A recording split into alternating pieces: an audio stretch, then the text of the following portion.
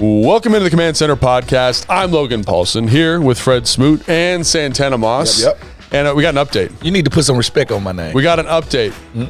That hawk outside. That hawk outside, there's an update. Hey, it's from Canada. The Hawkins. Yeah. Tell the people what's up. Because, like, our producer Jason did some Chicago, research. he says. Yeah, no. Yes, let's break it down. It's the wind from Canada coming down, and it's called the Hawkins wind. Hawkins wind. And that's why they say the hawk. Is out there. So we got to the bottom of the stuff. And so, but the thing that it was saying is, like, so it makes sense that people from Chicago say it, right? But why people from the South? Because I'm from Mississippi, and Chicago and Mississippi are brother and sister states. So that means we have a lot of kin in those two states from them migrating from the South back to and the forth. North. Yeah, that's really interesting, I think. Fred would know that, right? Yeah, I mean, he just got educated a little bit. The migrating thing is interesting. I didn't know that. See, you one of the type guys that think spiders got muscles in their legs, and they don't. See, like they don't. They only use their legs through hydraulics and blood pressure. They have no muscles. I really like that. That's why when you kill a spider, their legs curl up.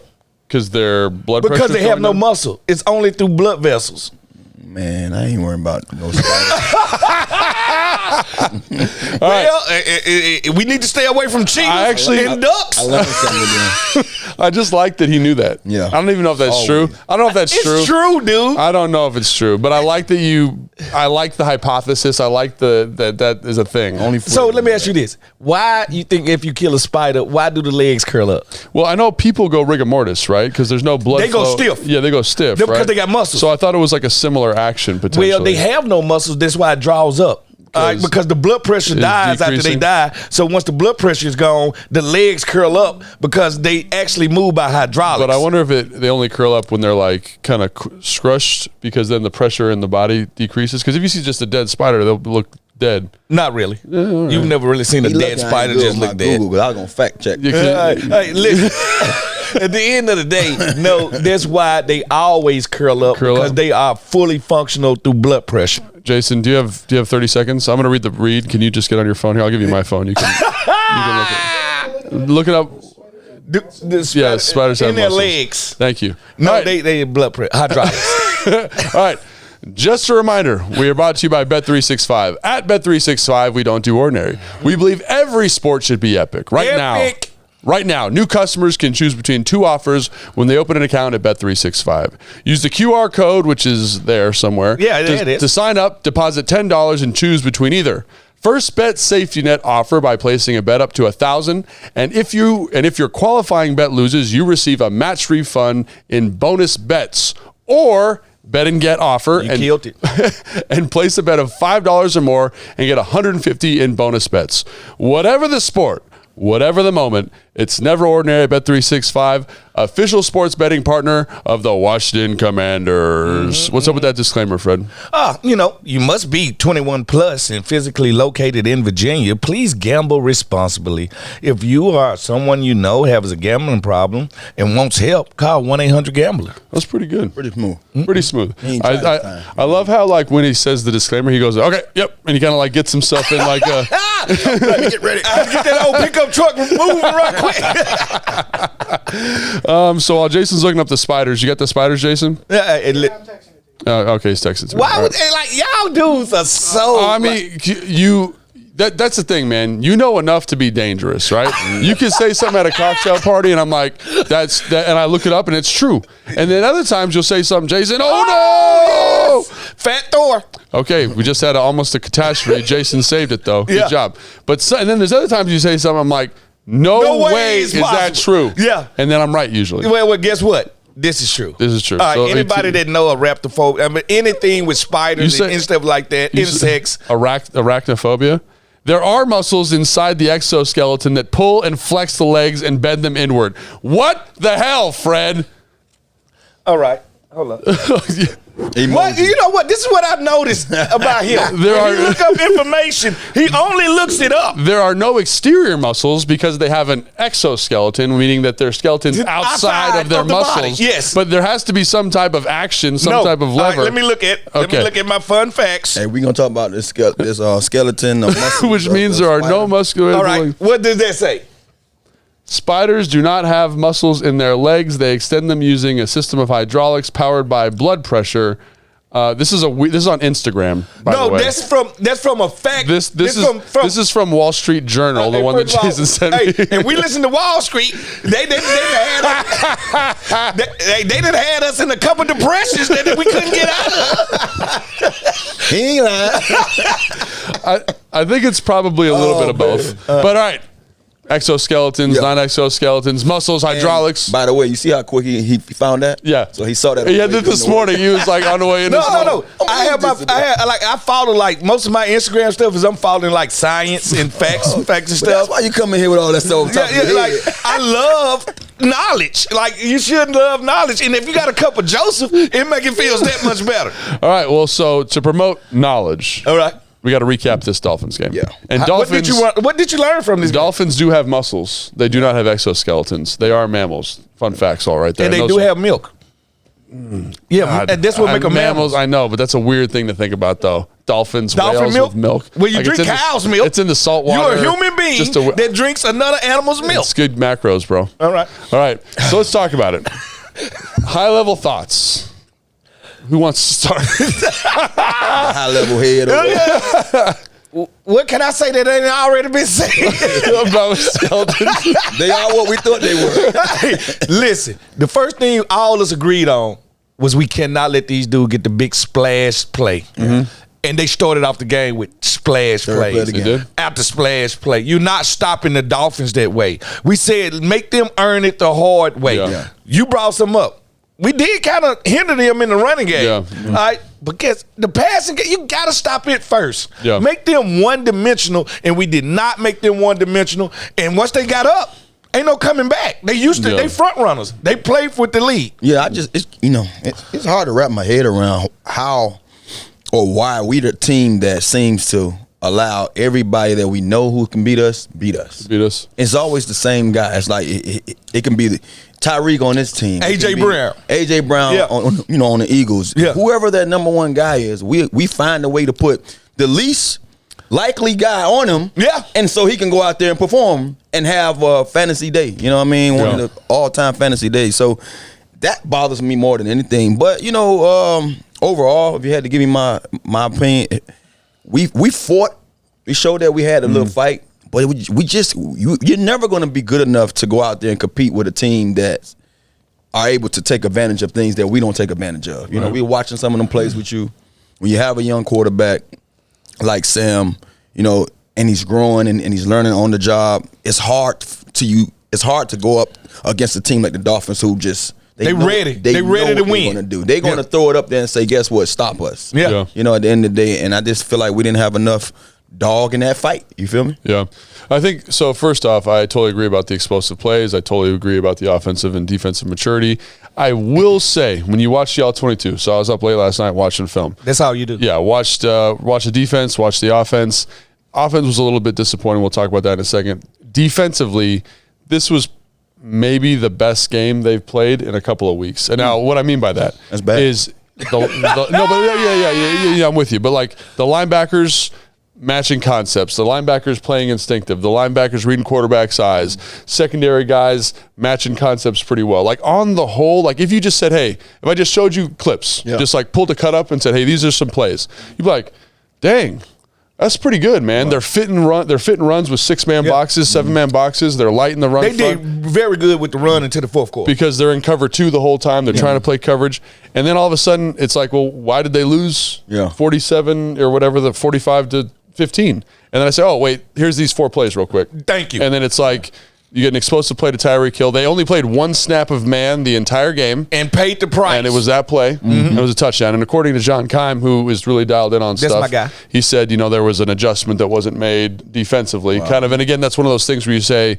they did a lot of stuff. They improved in a lot of areas, but still some of the issues that have plagued this defense are still there. So hats off to Ron. He came out here. It seems that way. Yeah, he changed a lot of things. And then you got to think about it too. You're going against a superpower offense. Pushing it. So like for you to, miss against a guy like that or against a team like that, it's kind of like It was gonna happen anyway. It was gonna happen anyway. You can slow them down. You cannot stop them. Can't stop them. And so obviously that first play, the first explosive is a bust, right? Because they don't adjust to it the right way. You know, I guess Quan's supposed to come press, Cam's supposed to disguise, then rotate over late. None of that happens. But that route with that slot running that fade route has been the go-to route the last like 5 years for every offense. Well, and in our breakdown on Command Center last week, what did we show? We showed a bunch of box fades that they run. So obviously we knew that was. I was impressed with St. Juice on the other side. He pressed the heck out of Waddle, and I'm saying this is what we've been wanting. He looked better, and then you get a young guy on the cheetah, and you're like, oh my God. Hey, I'm gonna tell you as a corner, but look, I wouldn't have stepped up. He played it the way that he made me believe it was somebody supposed to be helping him, because he had outside, and he was like basically saying, okay, my safety gonna be in there. Yeah. And as I'm seeing him run, I'm like, so where's the safety? And I'm like, oh, there you go. But Tyreek once he got to move and it almost looked like Cam was looking at something else, and then Tyreek had the ball, and he was like, "Oh, shoot, too late." You know what I'm saying? Yeah. And so that's obviously really frustrating. And then obviously the second explosive play, great adjustment by Tyreek, makes a tremendous play. Yeah, tremendous. Ron, I like the call. They bring a simulated pressure, so they bring 4 weak in that setup. There should be a free runner. They do a good job. The back for Miami does a good job getting over, and you're really counting on the pressure getting home. And obviously they hit the ball over the top. Fuller, I think, is in relatively good position. I mean, it's until tough. he wasn't. Until he wasn't. And then the other question is, what's Percy supposed to be doing? A guy, again, in Percy, I'm going to say this about him, man. He flashed a ton of positive plays in this game. And so for a guy we're looking and kind of monitoring, developing him, it's like he maybe is a microcosm of the defense, because you're like, great tackle, great coverage, great this, great that. And then terrible it's like, communication. What is happening on this one? You know what I'm saying? So I think they're just not, the inconsistency defensively is the thing that just really sticks out to me. Well, 65 plays, it only take 4 to beat you. That's true. Like they go the whole. This what makes great defenses. Yeah. All right. Well, look at it. On the other side, flip side, Miami defense didn't give up the big plays. That's true. Like you talk about the scramble with Sam, hell of a scramble, Yeah. hell of a play he made. Yeah. But when it came to our go-to guys, Terry 0, Jahan 0, Logan Thomas, where was he? Yeah. Like. At one point, when do we say, here go the mismatch, I'm just going to it all day? Yeah. And I think that's something that I think is really interesting, too, is that, like, when you look at the defense and the coverage, I thought the coverage was much better this week. Ron simplified, looked better. The thing that really stood out to me defensively with our defense is that our rush did not get home in any situation. So there'd be times where you'd get Tua to pull it down. Tua had a white suit on, and it was white out of the game. Yes. It was white out. But he was standing at the podium. He was flicking that thing, though, man. Listen, he was letting it go. And he like, you could tell a quarterback that'd been there, done that. Yeah. Like, he was letting it go. I'm not putting myself in harm's way. And he was throwing the spots. Yeah, he gets also not the that. people. He throw to a spot so well, and it's almost like me coming back, just thinking back about the years playing with Art, Robert and Kirk. I remember Kyle telling him, he's going to be there. Get to the spot. Get to that spot. I need you at that spot. It was like watching like a high def version of 2000. You know what I mean? So I'm watching the game like, oh, he there. You know what I mean? Like, oh, he there again. Like, it was like every time he threw the ball, I look. Oh, he right there. And it was touch. And it was almost to the point where your defense is almost perfect. Yeah. But he just got behind the right spot, and the ball was in the right place. Now they gone. Yeah, and I think so, to kind of finish that thought there, again, Tua did a great job. Yeah. But our offense, their coverage did a great job matching concepts. And then we could watch a couple, right, where Terry's open. It's people open. And there's space. Yeah. But the rush is getting home. Yeah. And so I think you see, like, again, you saw it with Dallas. When that rush is locked in with the coverage, there's not a lot you can do. Nothing you can do. And I'm going to put this out there because I just feel like it should be said. I'm one of those guys. You got to give a guy like Sam time. You know what I mean? Yeah. This is his first year. And playing with an offensive line that has been, probably with him the whole season, but it's a guy or two here or there that's different at times. But I think when you want to, because I listened to the Junkies this morning, and how'd that go? I very, seldom get they a chance sickening. to. They was bashing Sam as if like the man don't have a shot. And I'm like, dude, when you're on a bad team, everything just look bad. Everything look bad. Everybody ugly. So you can't really just judge him off of that, because a few weeks ago, he was like, oh, this guy could be the president of America. And it's the same way they was with Tua at one time. Before Mike McDaniels got there, they was like, oh, this guy's a trash. bust. Yeah. He's a trash. Oh, when Mike got there, Mike gets there, but that offense not going to be able to work because Sam is too short. Like, I mean, from the dough, that's my dude. Yeah, so it just bothers me that as people, we are so easy to jump on and off something and not let it just mature or really show its true worth. So I hate being the guy that always point out Sam bad, but when you're on a bad team and you got a young quarterback, how much good are you expecting? So I'm pleased with what he has accomplished this year. But we in a microwave society. Everybody want it now. Everybody ain't gonna be CJ. What is that? What do you say? Mama's cooking? Yeah, it takes time. Yeah. But we in a microwave society. They want to push the button. They want it done now. Sometimes you got to let these people grow and let these people marinate. Yeah, they want a TV dinner. You know, they can't do it. Like Sam, I think his progression is going well, but he only a prisoner of the things he can control, and he cannot control pass blocking. He'll never be control pass blocking. And I think so. Everyone always, like, at least in my mind, I compare him to Jalen Hurts all the time. You know? Why not? In terms of a guy that had some ability, second round pick in Jalen Hurts, and then looked like there were times where I watched him in Philly. I'm like, there's no way this works long term because he couldn't anticipate throws. But the thing that they did have there in Philly was an awesome offensive line, so it didn't really matter. He could just sit back there and he still holds sitting back there. He still holds the ball. He does it for dear life. And so now, like Sam, I think the offensive line. Let's talk about them for 1 second. Like this was a rough game for them. Okay, and I think on the whole, from the season, I watch every play, do a ton of evaluation on them. They've been fine. They're like a probably middle of the pack team, 15th, 16th in the NFL. Right. Fine, you can win football games with that. If your quarterback is in a position where they can stay upright, well, and anticipate throws and kind of like you look at Tom Brady, for example. He played behind some of the worst offensive lines in football for a while, but you didn't know because he got the ball out of his hand. Peyton Manning, same thing, right? Or Drew Brees, right? They got the ball out of their hand quickly. But they got something in common throwing to the running backs. Like if you look at Drew Brees, you look at Tom Brady, you look at Peyton Manning, they did not hesitate to throw that thing to the left or throw that thing to the right before they pushed it down the field. Yeah, and so I guess what I'm saying is that like he has to do stuff that's a little bit more advanced earlier in his career because of the situation. He's been asked a lot. Yeah, and so I think that's something else. And the other thing is I got to point this out. While there were guys open, I think Miami got to give them credit.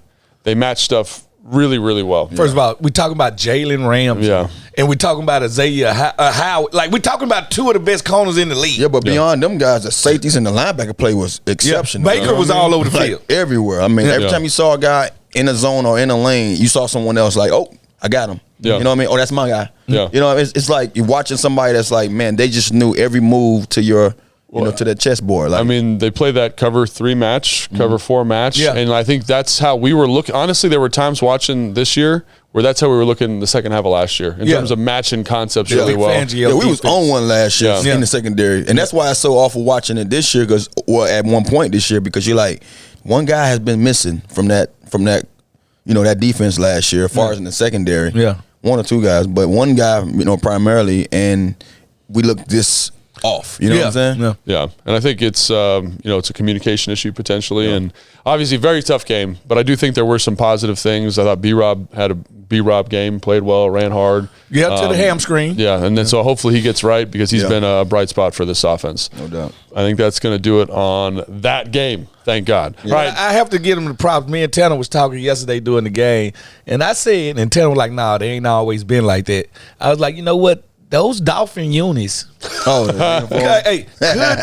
be the best unis in the NFL. You think so? Now because they whooping behind, but at one point, boy, that stink. I'm from Miami. But that ocean, but now it's like cool because they riding high. Ocean blue. They have changed the blue a little bit. It's like it used to be more of a teal, aqua is just teal look. Yeah. So and now it looks more like electric. Blue. Yeah. I like those Seattle throwback jerseys. I like those too. They are great, but boy, when they do that blue on blue, with that Dolphin, they hard to beat. Now I would say the Chargers with the baby blues, are very hard to beat. Good. But they're Dolphins, man. Well, I was glad that the Rams went back to their original color because that dark blue, that ain't it. That was stank. Yeah, that ain't it. They won, but look, they won Super Bowls with that. I understand, but I also like that all white Bengals. Yes, that all white nice. Bengals is cold. Bengals is nice. Yeah, it's cold. No, the white helmet. Yeah, that helmet. Yeah, when they go all white. Oh my God! No, that helmet. It was like you know what it looks like to me? Like someone out in the snow. You know how they had that snow gear on? White snow Bengal. Hunting. Yeah. Oh That's man. good. Yeah. Do they do the stripes on the helmet or no? Yeah, they do the stripes on the helmet. They Dude, do the white with the black stripes. That is sick, it's man. Sick, man. It's sick. I forgot else who I seen. I like their Bills when they go blue on blue. I like when red on red. No, it was the Texans. That's my favorite color right there. By the way, it was the Texans when they did that candy apple red on red last week. You like that? Ooh, yes, sir. Yeah. You liked it? Yeah, not like come on, man. So my favorite throwback Washington uniform was I'm not even sure what It's like year a maroon. was, That was 12. We but did that. that's the one. That's the year when we had the helmet that looked like it was an old leather. helmet. It looked like a leather helmet. It looked like a leather helmet. Those jerseys and those pants was my favorite. Yeah, we played Carolina. We wore the ones with the arrow on the helmet. Oh, That too. We wore that too. That we was wore a good one those, too. and they was good though. I felt like Sammy Bond. We had the yellow pants with the white jersey with the yellow helmet. Yeah. So did you like what was your favorite? That was your favorite jersey setup? From Washington? Yeah. Like throwback. That throwback that we wore, I think my second year with the arrow on the helmet, it was a dull maroon.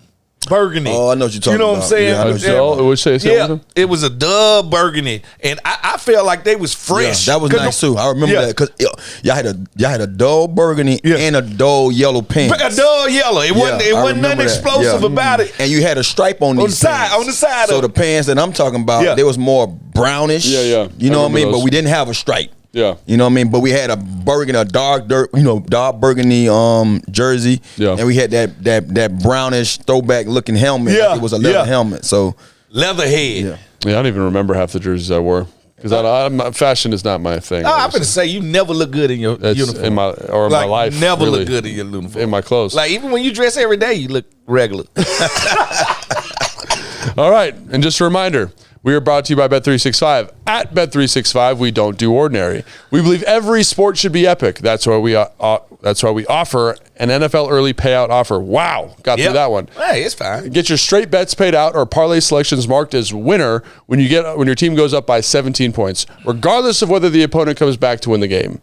Our NFL early payout offer has hit over 52 times this season. That seems like a lot. Use the QR code to sign up right down there and see for yourself why it's never ordinary at Bet365, official sports betting partner of the Washington Commanders. Tanny, can you read that disclaimer? You got a lot of cameras in the way. Must be 21 plus and physically located in Virginia.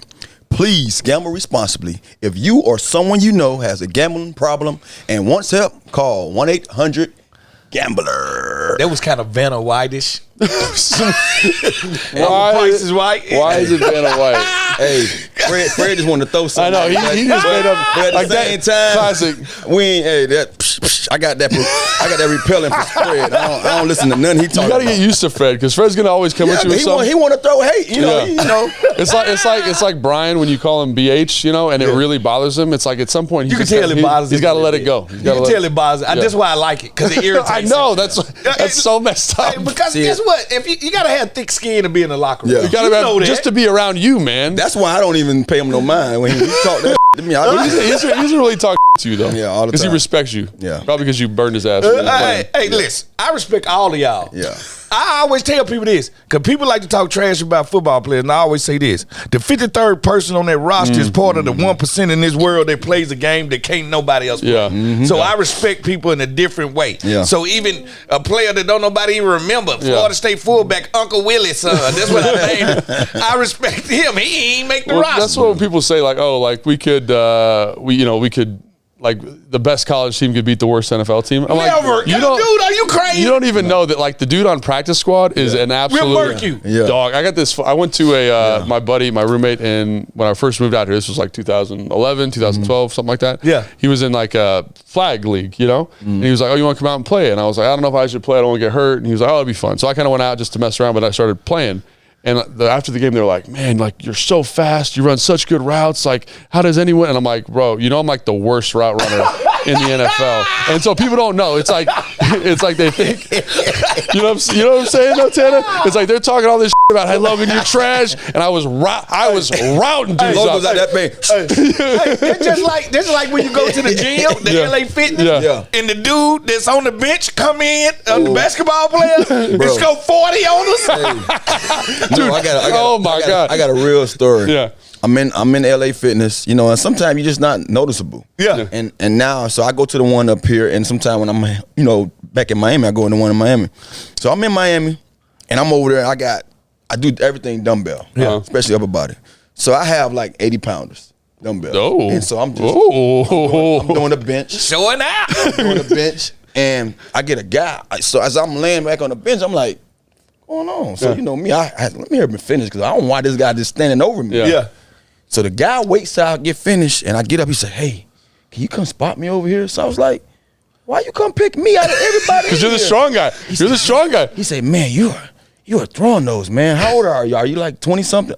I said, bro, I'm probably old enough to be your daddy. Like, no, honestly. And so he said, no. I said, how old are you? He said, I'm 24. I say, okay, I have a son that's 22. This was 6 years ago. I said, I have a son that's 22. He said, no, get out of here. So obviously he don't know who I am. Yeah. Then the older guy who saw me, hey, Santana, hey, good to see you back, gave me a pound. So he's like, so the young guy was like, are you Santana? He said, I only know a couple of Santanas. It's a Santana Moss that my dad used to talk about. I was like, I'm Santana Moss. Your dad. Oh my God. And I'm like, bro, like, how you just come pick me out? He said, I'm new in the gym. I don't know how to. I said, well, your gym etiquette is off. Don't ever stand over somebody while they got weight over them. Because I say, bro, I didn't know what you had going on for a moment. But being that he was young, we took a picture, and I'm like, this dude really just stood over me to ask me to come spot him. And I'm like, first of all, if you can't lift this weight, because he had like so much weight on. I said, bro, you doing if you can't protect yourself. I said, if you can't lift this by yourself, don't do it. Don't do it. I said, that's why I do dumbbells, because I don't have to worry about nobody spotting me. And I know I can drop them at any time. You know what I mean? Yeah. But that was crazy, man. I'm like, but it just go to show you, it's folks in those places like the gym. Yeah. You know, you don't realize there's a guy in there, he's an ex-athlete that's probably better than everybody in here at doing what you guys are doing. And because I had a guy also tell me one time, hey, you're going, so on your squat, you need to go all the way down. I say, bro, you're gonna tear your knees up. You don't go all the way down on your. You probably squats. was at Gold's Gym. I have an imaginary bench behind me, and I'm acting like I'm sitting on the bench, and I say, you push your back out, you push your butt out, and act like you're sitting on that bench. Oh no, who taught you that? I say, well, first of all, I'm a professional athlete. Oh, what profession are you? I say, bro, and it's a white dude. I'd be like, I'm a wrestler. But I say, it bothered me a little bit, because I'm like, damn, bro, like, how would you come out your way to tell me how to do something? And that I've been doing all my life. Yeah. And then he come down and find out who I was. Probably I saw him like some weeks later. He come tell me, man, I apologize, man, but because you was a beast on the field. I said, yeah, but you tried to tell me how to squat. Yeah. And I'm pretty sure your knees are messed up. And I had 3 knee surgeries, so I'm definitely not going all the way to the ground with no damn squat rack, you know? First of all, no.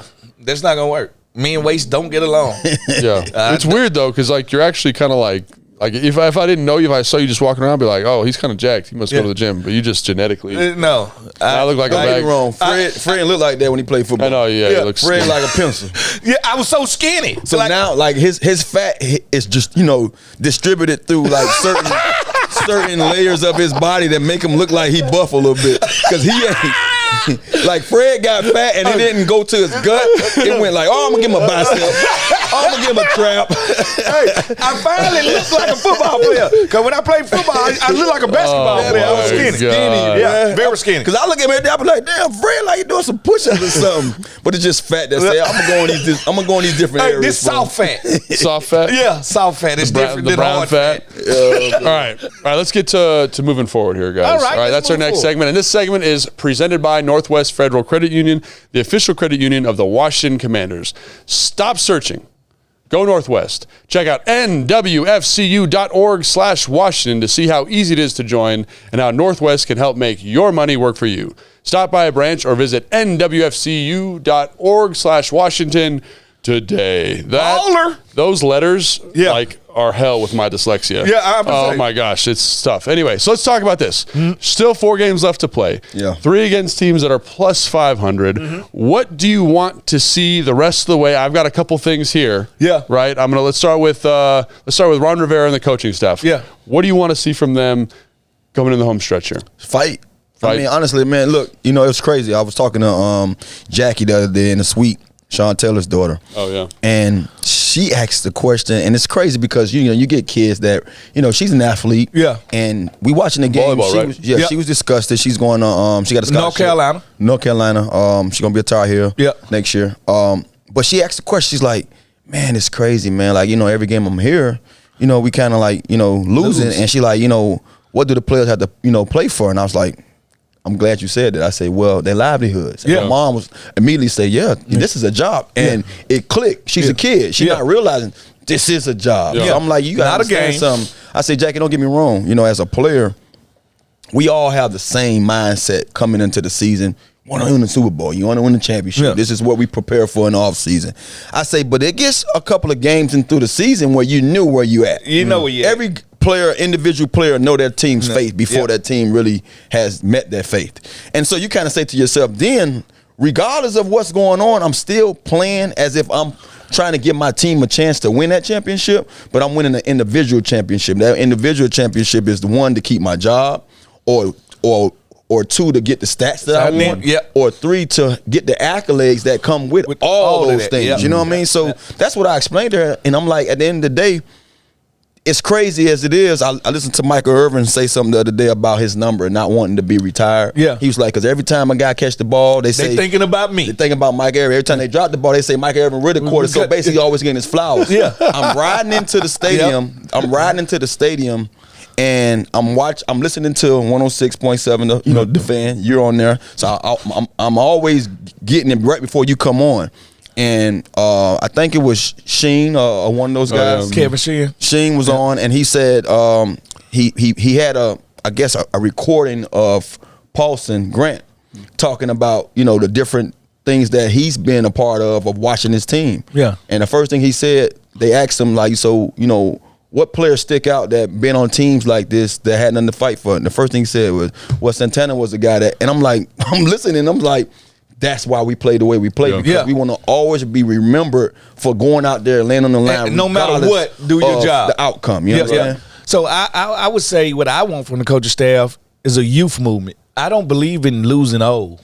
Start playing guys. If I'm gonna lose with guys that gonna learn from these bumps and bruises, and only gonna get better. So the KJ Henrys of the world, the Joneses of the world, I'm trying to shuffle in the Percy Butlers of the world. Like, I want as many reps as you can get. And they are playing. Those guys are playing. They are playing. So Sam Cosme, I want Sam Howell. Like, I'm gonna lose. I'm losing with the babies. Yeah. That's just the way it is. Yeah. Gotcha. No, I think I agree with that. And I think to Tana's point, it's just about, like, how do you motivate these guys? This is tough. And those guys should be intrinsically motivated. They should understand, like, the situation and what's going on here. But sometimes I'm not sure. And sometimes having a guy like Ron who's been in this situation before and can get those guys motivated. And I also just want to see if they can clean up some of the stuff on the back end, because I think that helps with the evaluation of some of the young guys. Like, are you teaching it correctly? Are you coaching it correctly? And I think that's something I want, because I want a good evaluation of the young guys, of the roster as a whole. And I don't think you get there without having kind of cleaning up some of the mess. Like, so you say cleaning up, like, do you mean like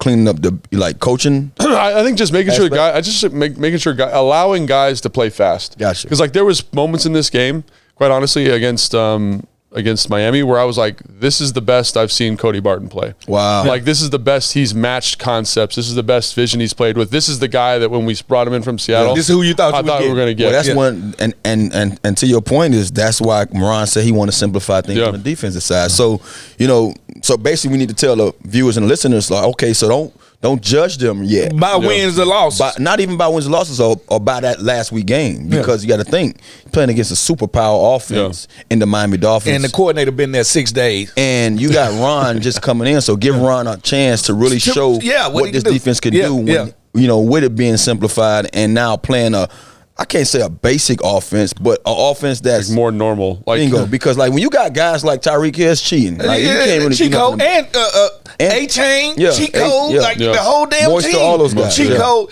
But I can say this. I even Tua, he gets the ball out better than anybody in the league. You know that left hand and his left hand offense. I think people leave that off so much. When the strength of the offense changes to the left, to the right, you almost have to put your left D in. Think about this as a DN. We did this with Chase and Montez. People used to always be like, well, why Montez ain't getting this and that? And I'd be like, man, listen, Montez plays front side, meaning the quarterback snaps the ball and he's always in the view of Montez. With Chase backside. So that changes when the quarterback becomes a left-hander. Now it switches around. So I think people forget these things, and people don't understand. Some corners, left corners, can't play right corner. And so vice versa. So it's different. It's same with like a wide receiver who catches bombs better on the right side than he do on the left side. Like, I remember like their right hand dominant guys. Like, hey, we're gonna go route on the left. I'm like, why? I know I've caught him on that side, but I'm a right-handed guy. Give it to me on the right side. You know what I mean? And there are guys that catch the ball coming across the middle different, like if the left hand's on top or whatever. So if I'm going left, I'm going like this. If I'm going right, I'm going like this. It's crazy. All right. Yeah, but so I was just saying, can we get that cleaned up? Can EB, I guess, like help maximize Sam? I just want a clean evaluation. Know where the roster's at. And I think we haven't had that this year because there just seems to be so much gray. Let's clean up the gray. Let's play simple. Let's play fast. This is what I can say about me and London, them defense, when we was in this situation where we knew the season was going to be over at the last game. We play haters. We like to hate on everybody. Like, that's what this team got a chance to do. You get to hate on everybody that So now it's safe to say we out of it, right? Yes, it's safe to say that the eye is black. Okay. All right? The eye is black. But yeah. So the other one, this one is maybe the most interesting one to me is veteran leaders on the team. Like, what's your expectation for them? And the thing for me is, like, I don't even know who we got. Yeah, who's the guy, really? I know John Allen. I know, we understand John, but he's like a different type of leader. You know what I'm saying? And like, who can focus this locker room? Like, I remember early in my career, like 11. Like, there was a bunch of dudes, like, you know, the Kedrick Golsons, the Alexanders, like even Reed Dowdy to a certain extent. I love like Reed. London. Like, I used to do sign language. Yeah, I know you did. But like those types of guys, you know, they're not the biggest names, but just the leadership that came from them. They were able to kind of keep us focused, you know. And is there enough guy? Like, is Mayo a guy? I think Logan Thomas. I think you can lean on Logan. I don't know. You think Charles Leno? Yeah, I mean, he's a guy that is a leader. I think has the reputation of being a leader in the offensive line room. Yeah, he's been around. But is it like, does Sam Cosmi step up as a leader? Does Tyler Larson, is he a leader? But this is one of the things about being a leader, and tell me if I'm wrong or right. You can be a guy that's very vocal. You can be a guy that's been around. But if your play isn't adding up to what you're saying to me, you can't say nothing. Don't say shit. But also but I think I agree with that, and that's how you led. That's how I led. I ain't say nothing to nobody. I'm gonna go out there on the field, and so when I finally said something, it meant something. Now we like, and Tanner then got out of his character. That is strongly correlated for sure. But I also think there's a process. Like the guys who are the same every day, like you're like this too. So same every day, same work ethic, same approach. Like you're not up and down with it. It's like I'm here. I'm a pro. Same. That's also a type of leadership that I respect. That is something that you look at. But that has a transfer to the field though. You know what I'm saying? Yeah, it's true. Like because like I seen guys that. You see him in practice, like, whoa, boy, that boy. And he get in the field. Taylor like, Jacobs. Oh, shit. Taylor Jacobs. Listen, me and Champ Bailey used to talk about Taylor Jacobs all the time. He'd give you 50. We would see a guy be like, oh, my God. We would go at practice, and me and Champ would be like, this dude is giving us fits. He fast. He's strong. He coming out of cuts. I can't jam him. Get in the game, and it's low. He can't beat a blind man. Yeah, it just don't transfer. You know what I'm saying? So, but basically, what you're saying is you need a professional. You need a guy who's a professional that basically comes to work, show you he bring his hard hat, bring his lunch pail, and when he leaves here, you have the same mindset when you see him on the field. You know, come game day, because that's how he maybe comes. a Jacoby Brissett. Maybe Jacoby Brissett is that type leader. You know, you don't need to start to be a leader. He's a guy that I'm questioning. Like, should we even I keep him around here. I would have him here a long time. Listen, we learned it's like 9 starting quarterbers hurt in the NFL. Yeah. We learned that the backup quarterback position is very important. The only reason why I say that because you hear so much in the media about is Sam the guy and should we bring somebody else in? Well, if you bring somebody else in, it's gonna take a while for him too, especially if you bringing a young guy. Thank you. So Jacoby Brissett is the most seasoned guy you have here. Yeah, I would rest assured to say, hey, if everything go ape wall, like how it is right now, how they basically saying it is with Sam. Yeah, you got a veteran who knows how to play football. Yeah. Yep. No, I agree with that. All right, let's skip ahead a little bit here. Obviously, a guy that has had an interesting last couple of weeks is Terry McLaurin. Mm-hmm. And what's your expectation for him the last couple of weeks this season? Man, just fight it out, man. Terry's a guy. People basically say something about anything that just kind of like there for them to say something about. And I think the most glaring thing to talk about is just he had no catches this past week. Yeah. Let's talk about the game when he had only 2 catches. Yeah. Let's talk about the game when he only had 3 attempts. Yeah. You know what I mean? It's been going on the entire season. And what I would say with that is because he's playing with a young quarterback that's not just saying, that's my guy. Yeah. And it's at times you saw him in games where we were like, okay, Sam got it now. He knows to throw to Terry. But now it makes me believe that it was told to him that week we going to Terry. You see what I'm saying? I played this position for a long time, and I remember Coach Zorn saying, "Hey, the game ball going to Santana. And he no catches that game, but he went out there and played hard." Get out my face. But at the same time, thank you, Zorn, because you acknowledging something that shouldn't happen. Right? See what I'm saying? Yeah. You as a head coach, you're acknowledging that I didn't get a ball. But at the same time, you're acknowledging that I went out there and played football. Yeah. And that's one of the things I want to see from guys.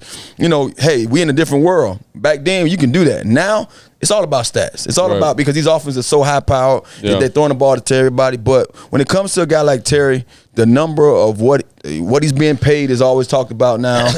Is he a top 10 guy? It's going to be talked about. All this is a yes. But when you got a young quarterback, you gotta kind of take these wounds, take these licks, because any guy going to go through what Terry's going through right now. It's just not Terry. Jahan going through it too. Yeah. He don't know how to handle that time because he's so young. Yeah. Terry's handling it well. You already said I got a lot of cardio in. Hey, I ain't catch no passes, but I got my steps in. I take my Apple Watch and I'm good. You know what I'm saying? But that's how you got to look at it. You know what I'm saying? But I say going forward, he's still a guy. Hey, you just got to get him on the ball. I see, and it's so funny. He's going through Santana Moss-isms. Oh, he's going through his whole career, though. No, whole career. And here go the thing about these dudes. This is what I love about them. Most receivers are divas. Yeah. Terry could easily be talking to ESPN about, you know what? They ain't using me right. Yeah. They ain't doing. He could easily be saying these things, doing these things, lashing out. It ain't me.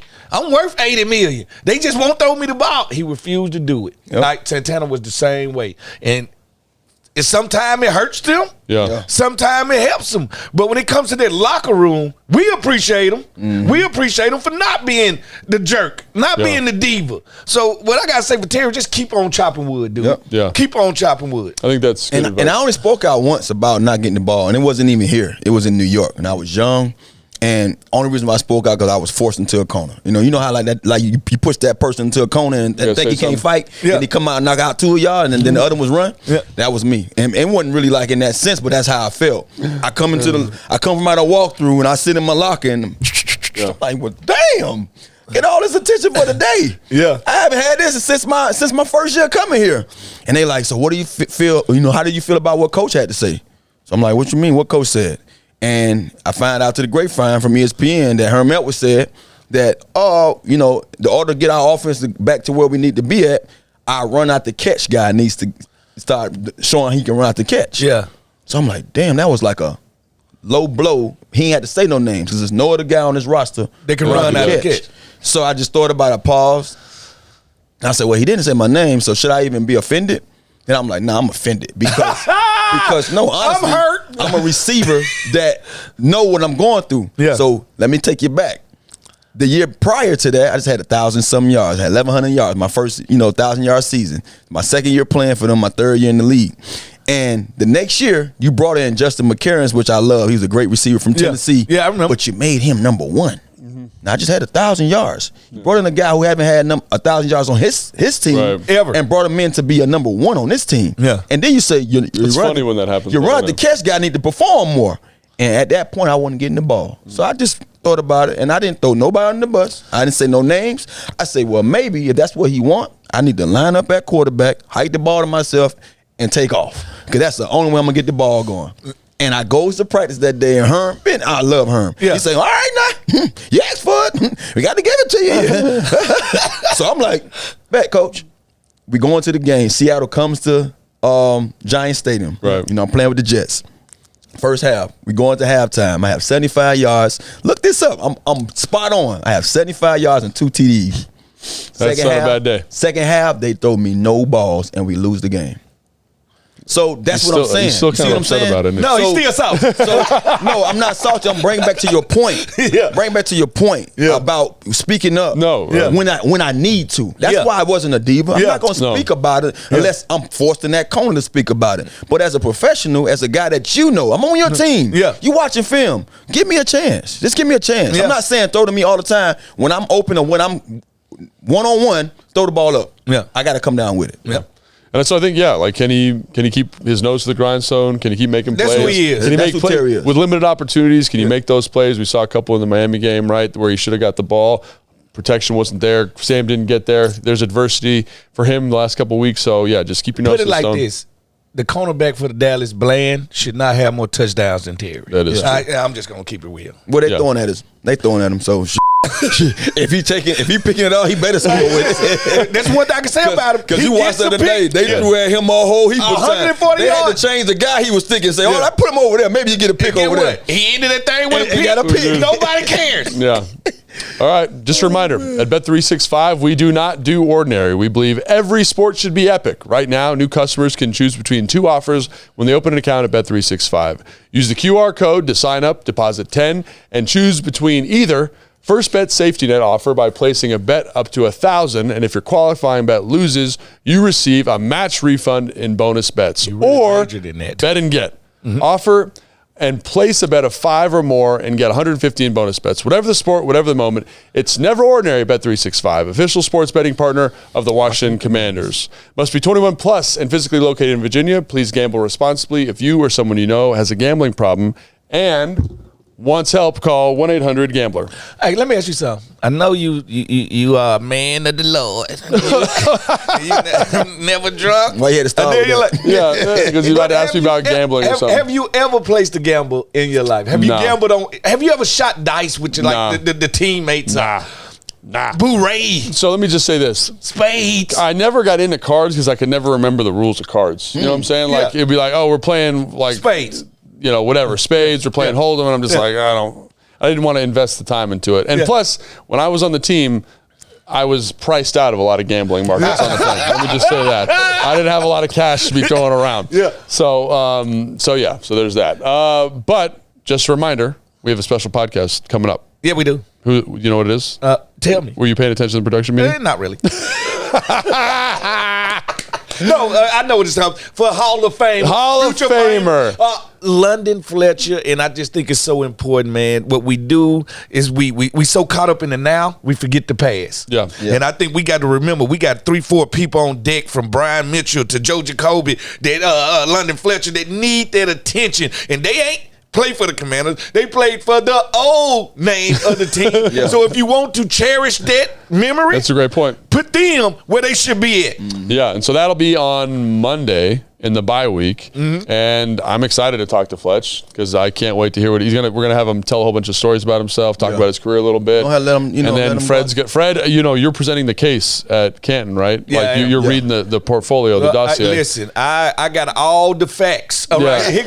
Like, this is what facts outweigh everything. And if you look at this man's stats, and look at this man never missing a game. Look at this dude leadership. What else? What qualifies you to be in the Hall of Fame? Yeah, absolutely. I'm with you 100%. So drop the mic, Fred. That's going to be on Monday. So make sure you join in on Monday for that podcast. We're going to talk to Fletch. Thanks for joining us. Please make sure to like and subscribe wherever you get your podcasts. Thanks so much. At Bet365, we don't do ordinary. We believe every sport should be epic. Right now, new customers can choose between 2 offers when they open any account at Bet365. Use the QR code to sign up. Deposit $10 and choose between either First Bet Safety Net offer by placing a bet up to $1,000. And if your qualifying bet loses, you receive a match refund in bonus bets. Or bet and get offer and place a bet of $5 or more and get $150 in bonus bets. Whatever the sport, whatever the moment, it's never ordinary at Bet365, official sports betting partner of the Washington Commanders. Must be 21 or older and physically located in Virginia. Please gamble responsibly. If you or someone you know has a gambling problem and wants help, call 1-800-GAMBLER.